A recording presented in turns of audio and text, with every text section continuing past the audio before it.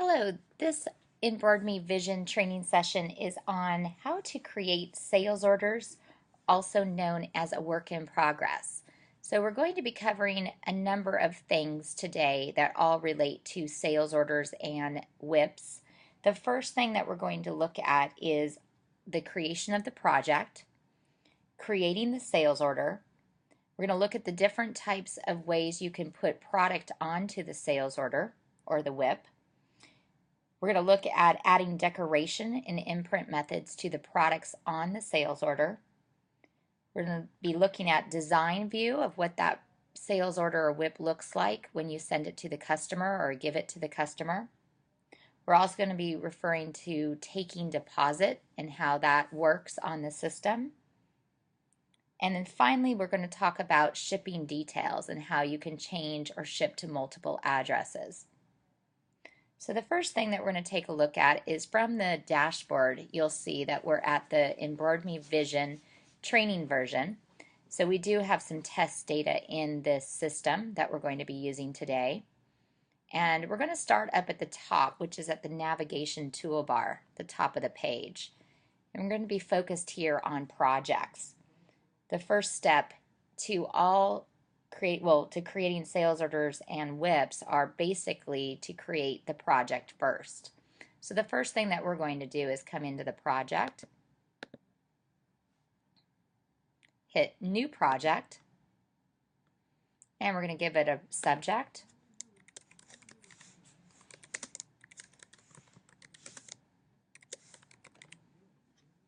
There's also, we're going to be at new status with it, which is new project. Target date is the date that they need those products by, that you're having your event. The customer, we can just go ahead, we can look at the database of customers and select a customer, or to save time, you can just type in the customer name and it will pull up a listing and you can select that customer. You also can use the drop down to select the contact as well. So using the next button in the top right, this is where we're going to go ahead and create that sales order or that work in progress. So we're going to come over here to create sales order. And you'll see the project information on the top left. So you'll see the customer name, the project ID number. You can also see the subject and the contact. And the status is at new order, which means you're just creating that sales order or building that sales order or work in progress at this time. On the right hand side, you'll see several tabs here. So the general tab is going to have a place for you to put the job box. So we put our job box number of 70, and if you had a customer PO number, you could put that in there as well. You'll also want to put the due date for that order, so the date, the in-hands date, so the 30th, and then when you want to schedule that into production. The next tab over is where you can put the shipping information. The shipping information is usually tied to the contact that's been selected. So since we've selected Tammy Hughes, she would have an address on the customer record, and if not, it would just pull through the company address. If you don't see an address here, what you can do is click on the shipping address link, and this will provide you with all the addresses that are against that customer record. And you could choose one just by highlighting that entry, or you could add a new entry to send the goods to.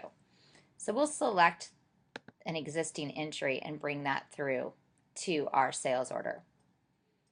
The last tab you have is the billing tab. So again, we have contact Tammy. If it was someone different, we could select from the drop down there. And again, if this billing address was different, you could go in here, select the billing address, and bring that forward as well. So we'll go back to the General tab and click on the General tab. There's a couple other things that are important, and we talk about these now because it will pull through to your production planner. You have these two little boxes up here in the top right. One is urgent and one is proof. If it is an urgent job, you do want to make sure that you're checking this box. If it's requiring a proof, you'll also want to check that. These two items will pull through to the production planner. Now, there are a few ways in which you can get product onto your WIP or your sales order. One is through the clipboard. So if I come up to the clipboard and I select an item, so if I pull up this polo, I can add that directly to the sales order and hit go. So it's gone ahead and put that onto the sales order as a line item. And what I will want to do now is select my colors and sizes for this particular polo. So I'll click on color and size and black, and I'm just going to go ahead and select 50 small. If I had another option, I could wanted to maybe put French blue, and I might want 100 larges. So I can update my options, and it will put those on as a separate line item on my sales order. So that's adding product using the clipboard. You can also add a product just by keying in a product code, and this could be our unique identifier code or the vendor code. So for instance, a G200 we could just put in here and select the cotton t-shirt from Alpha, and it will pull it through onto the sales order. Now the next thing that you'll want to do is select your colors and sizes and tab through these fields. So now we've got our t-shirt and our polo. Now a third way in which you can get product onto your sales order is through Find a Product. And this basically takes you to the product research area in your Vision system. And you could search by a keyword or filter using subcategories, color, and lead time, or price. So we'll put in a polo as well and just do a search.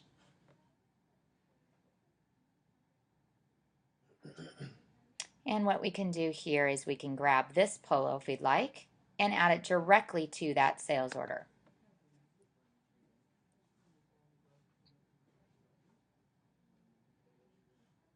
Now when doing this, we'll of course have to select the color and the sizes for that.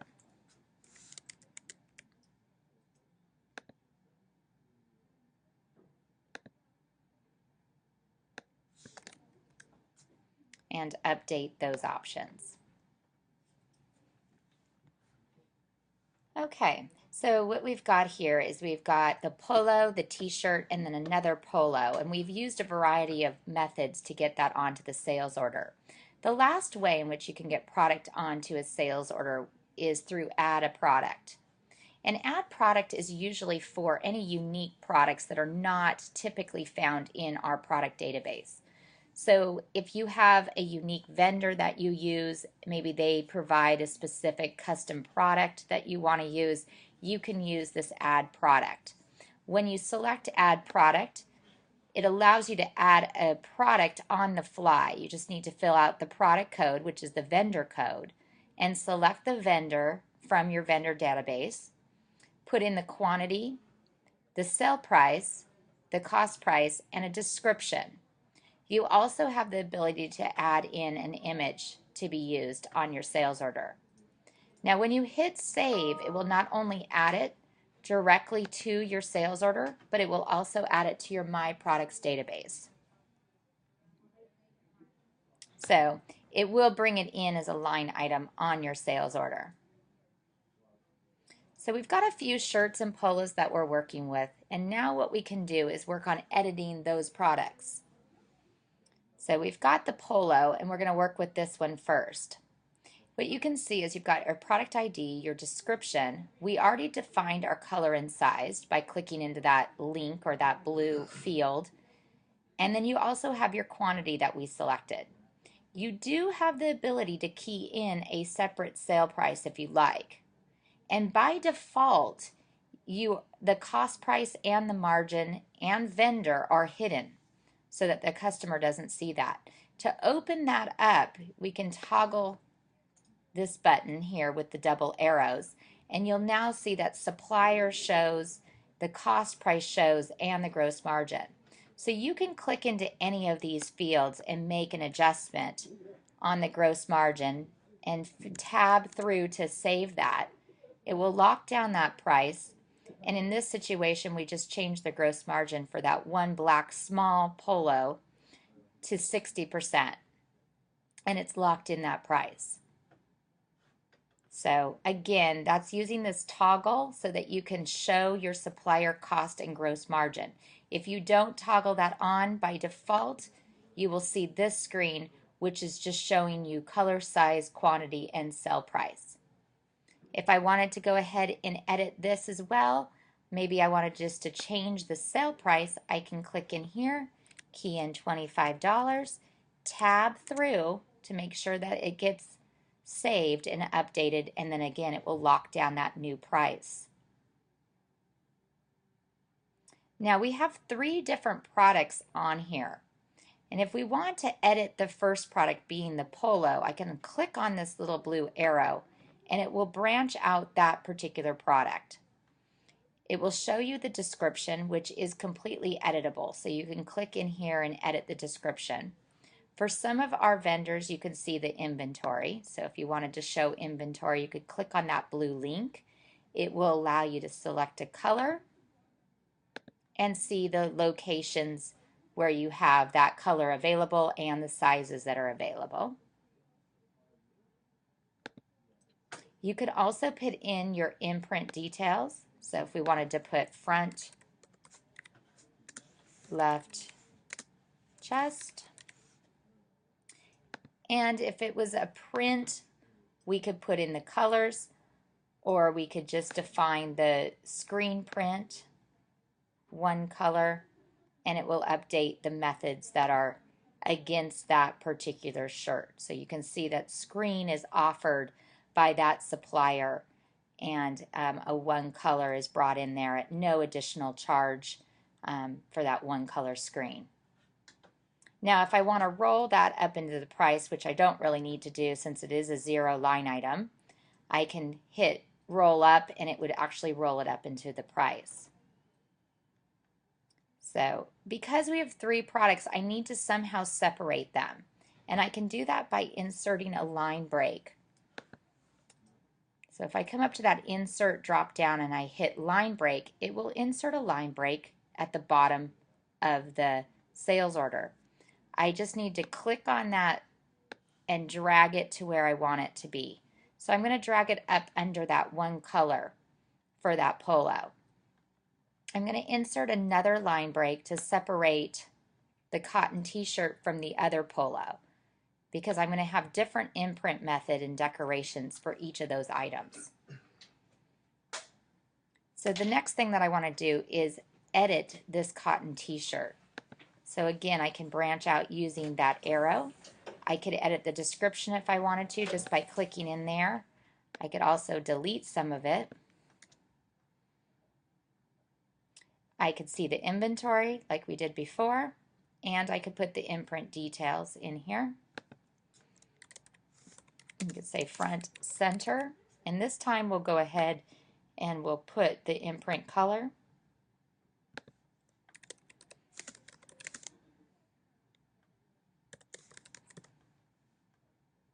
And because this is a blank good being supplied by this particular supplier and vendor, we might want to add our decorations methods. So I'm going to go ahead and close this arrow to save my changes. And I'm going to come up here to my decoration methods. I have some choices here. I can put in my embroidery. I can also put in my screen printers, my garment print, heat press, and dye sublimation. So if I go in and I say I want a screen, but I want to use Sharple's printing, I can go ahead and select that. And this time it's going to be a 2 color, and it's one location. And I can save that, and that will bring in those screen charges, so the run charge as well as the setup. So you'll see where they've been brought in here at the bottom of the order. and I want to apply it to that t-shirt. So I'm going to click on this arrow, oops, and drag it up under the t-shirts so I know that it applies to those t-shirts and also the setup. So now you can see that I'm going to use Sharpie's screen printing here for these 15 shirts. And there's 2 screen charges because we have a 2-color print. And I can roll up the price into the sale price of the shirts if I like. Okay. So the last one that I want to edit is this polo. And I want to use embroidery on this. So I'm going to branch out. I'm going to scroll down here and I can edit the description, see the inventory, but here I'm just going to put embroidery, front left chest, and I'm going to branch back in to save that. And I want to come up here to my decoration methods and I'm going to go ahead and select one of my embroidery, and I'm going to do embroidery medium or good with stock. We can do that. It's going to bring those charges in and you can see them there. It's calculating the 40, and again, if I want to roll up the price, I can do that and it will put it into that sale price, or I could break it out. It's up to you, however you want to present that to the customer. So what we've done is we've created a sales order. We've put a few different products onto that sales order. We've added the decorations for and edited each of those items. So we've edited the color, the size, the quantity. And then we also went ahead and put those, the decoration on for the polo, the t-shirt, and the other polo. So you basically have created your WIP or your work in progress. And what you can do now is take a look at how that is going to be displayed to the customer. So what we can do is by going over to the design area, this is going to show you a PDF format of what that is going to look like to the customer. So you can see that you have the customer's logo up at the top, you have your Embroid Me logo here, and your information for your customer as well as yourself. And then we have a detailed view, or I'm sorry, a line item view of what is being ordered. Now there's a couple things in how we present this to the customer that you can do. If you scroll up here, you have that ability. If it was a presentation or a quote, you could include a cover page with a template like a gray swirl so you can see how that looks. If you didn't want a cover page and it's just, a basic work in progress or a sales order, you can not include the cover page, but you can also come over here and you can see that you have that ability to exclude 0 line items. So if I check that, it's going to actually, all those roll-ups are going to fall off and you're just going to see the sale price of those shirts. Okay, but if you wanted to break that out and not roll up the price, you could check that, not roll up the price, and you could show them how much those screen charges are going to be. So it's up to you. The other thing you have is the detail view. So you can come into detail view. And this is where you can actually show the virtual sampling. Now I didn't do a virtual sample. We can go back to the sales order and show you what that looks like.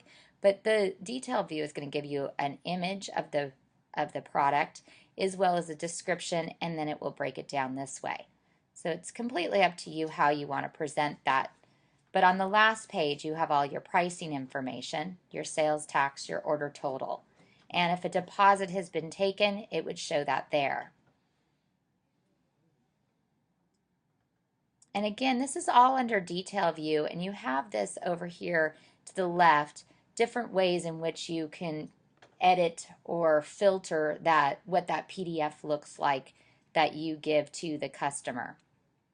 You also have a pro forma invoice, so if you need to print it as a pro forma invoice for that customer, you can do so. And you also have the ability to um, include it or print it as a production copy. Okay. So if we come back into the edit, which is where we built the sales order, there's a couple things that we want to show. If I wanted to put that virtual sample on, I have my logos up there at the top right. And I can click on that and grab the customer logo that I want to be virtual sampling on it. So if I wanted to do Ace Hardware in red, I could grab that. And now if I branch out that product, you can see the Ace Hardware logo on that shirt. And you can see that on the design view PDF as well. So if we go into design view and I go detail view, we scroll down here, you can now see that the Ace Hardware virtual sample is on there.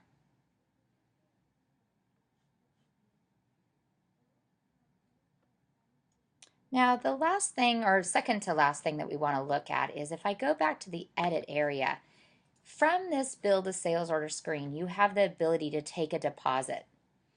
And what that is if you come up to the next button here in the top right, you can grab apply deposit.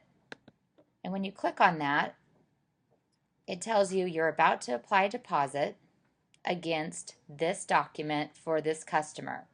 So the date paid is going to default to today's date.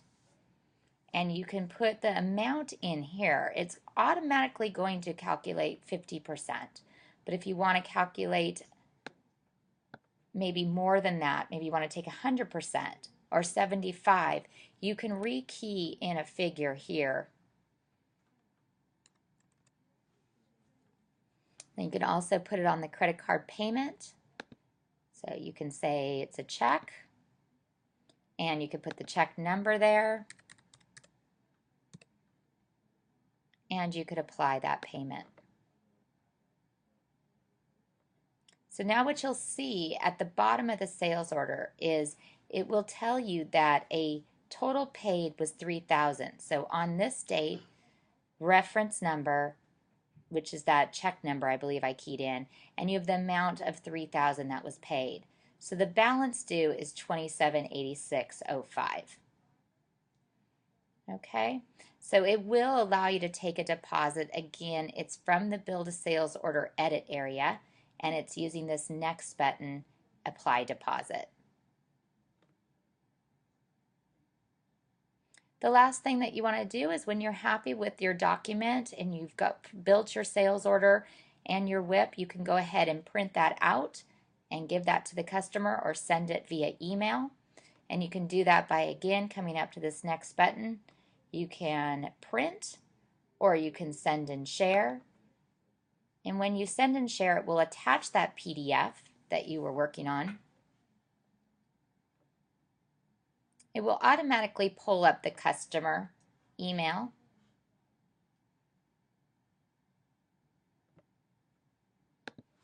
But in this case, we'll just email it to myself.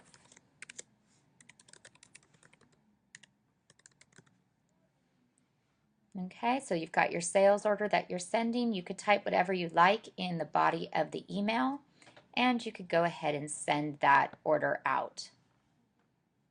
Now, when you do that, it's basically going to change the status of that sales order. When you first opened it and you were working on it, it was in the new order status. Once you print that sales order or you send that sales order to the customer, it does change the status of the sales order to acknowledged. So if I save and close this work in progress,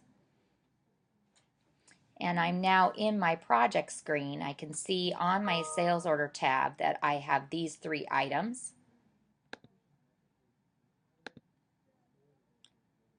For my sales order.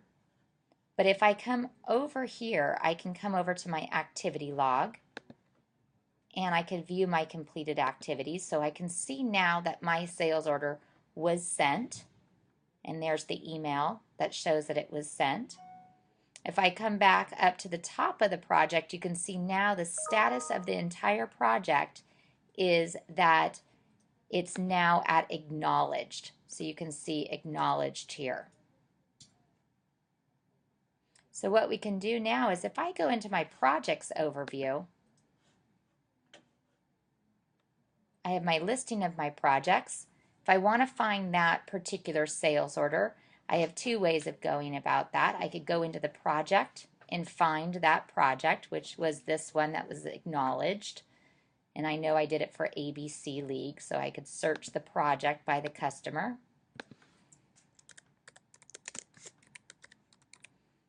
And pull up all projects for that customer, and I could see, okay, there's my project that I created today. And I could go into that to see the sales order.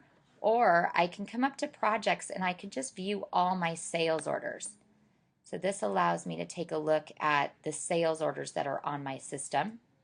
You can also sort by the status. So if I want to see all acknowledged sales orders, which means those are all the sales orders that have been sent to the customer, and the customer has acknowledged, yes, I want to place that order, you can see those there.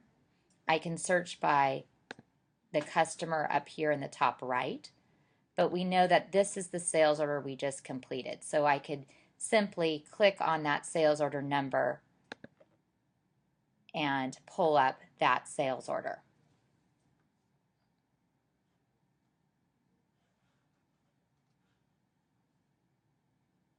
Now, the other thing that you might have noticed is, if I close this, is from that sales order screen where you have all your sales orders. So we'll go back into this projects drop down under sales orders. You can see a listing of those sales orders, and if I select one, I have the ability to cancel a sales order. So typically I would cancel a sales order if for some reason they decided not to go through with that order. If you've taken any money, such as a deposit, it's best not to cancel the sales order because you will need to refund the money prior to closing out that sales order. However, it is fine if it's at new order status to cancel a sales order. So it's completely, up to you. But if it's a new order and it hasn't been sent to the customer and they haven't taken any deposit on it, then you can simply highlight that particular order and hit cancel, and it will cancel that sales order. So you have that way of canceling orders that have been put on the system either by mistake or simply the customer has changed their mind.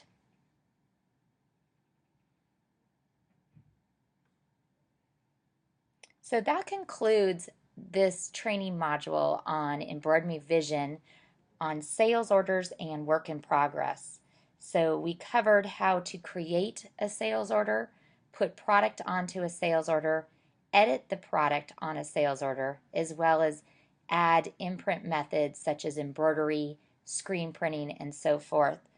Showed you how to take a deposit, as well as how to take a look at that PDF in the design view and how to send that PDF or sales order to your customer. So thank you very much, and we hope that you take the post test that applies to this training module.